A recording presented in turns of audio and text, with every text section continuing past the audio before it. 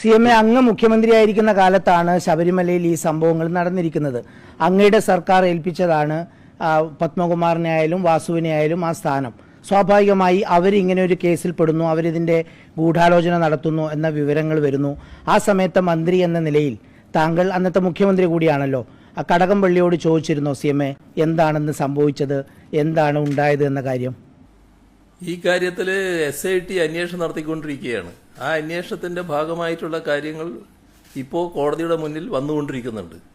അതുമായി ബന്ധപ്പെട്ട് കൂടുതൽ വ്യക്തത ആ അന്വേഷണത്തിന്റെ ഭാഗമായിട്ട് വരും. ആരോടും പ്രത്യേകമായി ചോദിക്കേണ്ട ആവശ്യം വരുന്നില്ല. അല്ല, അങ്ങ് CM ആയിരിക്കുമ്പോഴല്ലേ ഇത് സംഭവിക്കുന്നത്? അങ്ങക്കൊരു രാഷ്ട്രീയ ബാധ്യതയില്ലേ? താങ്കൾ ഏതൊക്കെ കാലത്താണ് സംഭവിച്ചതെന്ന് അന്വേഷണം നടക്കട്ടെ. നിലവിൽ വന്നിരിക്കുന്ന 18-ലും 19-ലും ആണല്ലോ CM. നമ്മൾ എന്തിനാ അത്ര ധൃതിപ്പെടുന്നത്? അന്വേഷണം പൂർത്തിയാകട്ടെ. അല്ല, ധൃതിപ്പെടുന്നല്ല, അങ്ങ് CM ആയ കാലത്താണല്ലോ CM ഇത് സംഭവം. അത് മനസ്സിലിരിക്കട്ടെ എന്ന് വ്യക്തമായല്ലോ. അല്ല, മനസ്സിലിരിക്കുന്നതല്ല ഞാൻ പറയുന്നത്. പത്മകുമാറിനെയും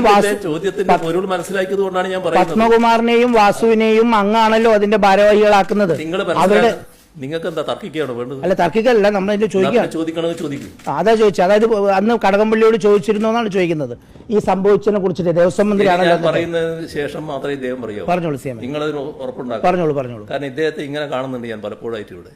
പറഞ്ഞുകൊണ്ടിരിക്കുമ്പോൾ ഇടക്ക് കയറി പറയാൻ എന്തോ ഒരു അവകാശമുള്ള ആൾ എന്ന മട്ടിലാണ് അദ്ദേഹത്തെ കാണുന്നത്. ആ നില പൊതുവിൽ വാർത്താ സമ്മേളനത്തിൽ നല്ല കാര്യമല്ല.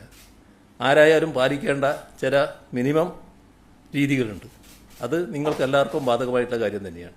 ഇദ്ദേഹം എന്തോ അതിൽ നിന്ന് ഒരു എക്സെപ്റ്റഡ് ആണ് എന്നൊരു ധാരണയിലാണ് അദ്ദേഹം. അങ്ങനെ ഒരു ധാരണയില്ല CM. കണ്ടോ അല്ല, CM പറഞ്ഞ നമുക്കും പറയണ്ടേ? CM വാർത്താ സമ്മേളനല്ലേ? ഇവിടെ തർക്കിക്കാനല്ലോ വരുന്നത്. തർക്കിക്കുന്നല്ലോ. നിങ്ങൾ ചോദിക്കാനും ഞാൻ ഉത്തരം പറയാനുമാണ് നിൽക്കുന്നത്. നിങ്ങൾ എല്ലാ ചോദ്യങ്ങൾക്കും ഉത്തരം പറഞ്ഞുകൊണ്ടാണ് ഞാൻ ഇരിക്കുന്നത്.